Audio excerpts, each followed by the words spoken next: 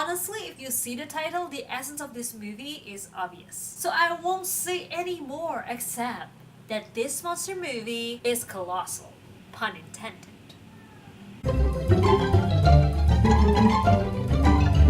Good morning, afternoon, evening everyone. Hi, my name is Mira and welcome back to my channel.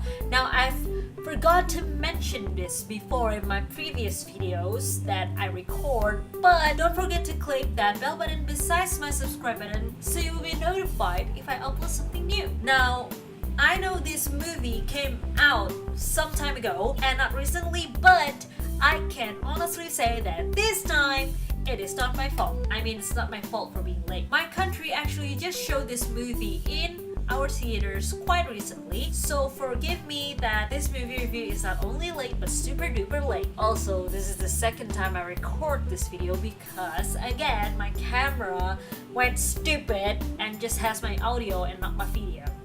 Sorry. But regardless of the time difference, I love Colossal very much for its uniqueness, and I will try to tell you why. The movie starts with our star named Gloria being drunk and trying to explain to her boyfriend why she was drunk again when her boyfriend is clearly not a fan of that. Therefore, he kicked her out and simply just left her to sort herself out.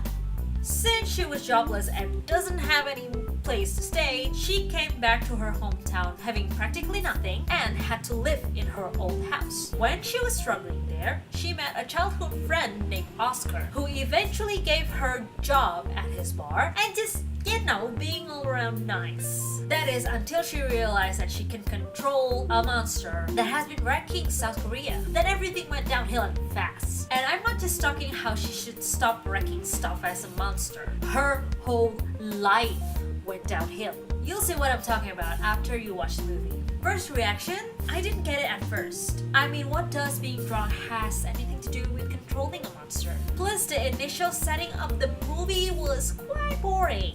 I know that Gloria is a loser and her boyfriend is a douche that just avoids any trouble, so why does this happen? Still boring through the scene where she met her childhood friend, but it was getting weird when someone tried to kiss her and this childhood friend went ballistic. It was an odd moment for me to get excited from, but I noticed it as a very strange tidbit. Then the drama slowly builds from where she was just being drunk all the time and having blackouts, and when I saw the monster for the first time, I just scoffed. It's where you know what happened and when you can guess it, which doesn't really impress me. I was so sure that she will be a villain, that she would wreck villages and simply just, feeling sorry because she cannot do much. This movie will be a disaster. That is, until she knows what's up, count her steps, and actually apologize for what she has done. Everyone slowly knows who she is and that she doesn't mean any harm. At this moment, I'm just a confused spectator.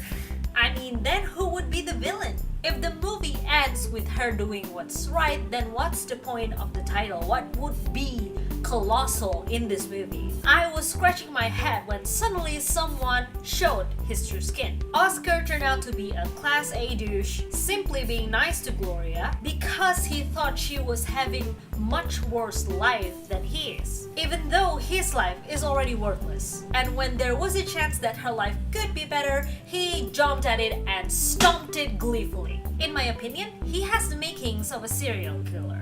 That's when the movie starts to get serious. Oscar apparently has the same power as Gloria. Only he was a robot and not a monster. But he can do the same damage to the townspeople, if not more. And I have to tell you about my favorite scene in this movie. It's when Oscar beat Gloria down in real life, showing everyone that he has the higher power, and if Gloria wants to skip town, he would wreck South Korea. And to make his point, he actually stomped at the playground. If you don't know what's going on, you would be confused. Why would Gloria wail and cry while Oscar just stomped the dirt?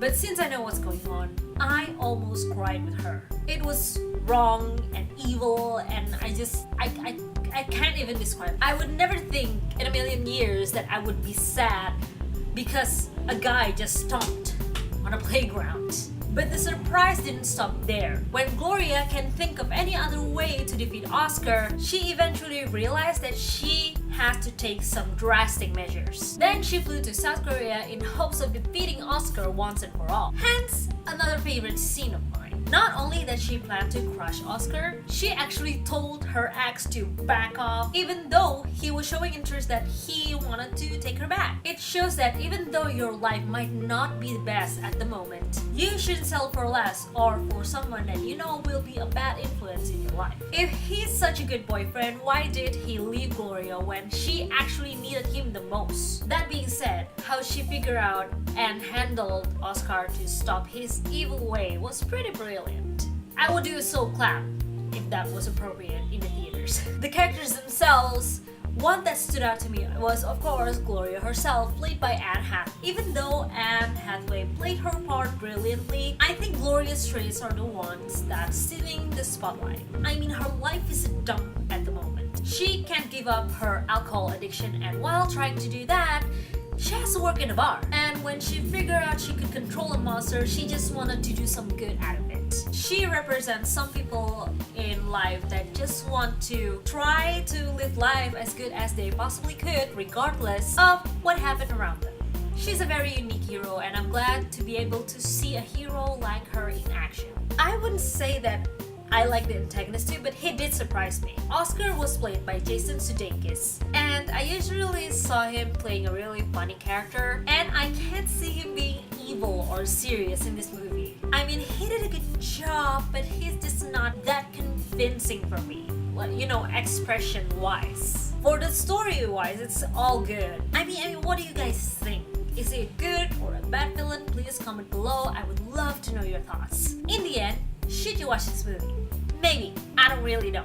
As entertaining as this is for me, it might not be the case for someone else. I had to wait for about half an hour for the magic to happen, so it might be an acquired taste, but it's interesting. Definitely a different take on the world of monsters, and who knows? You might like. You have to watch the movie to find out.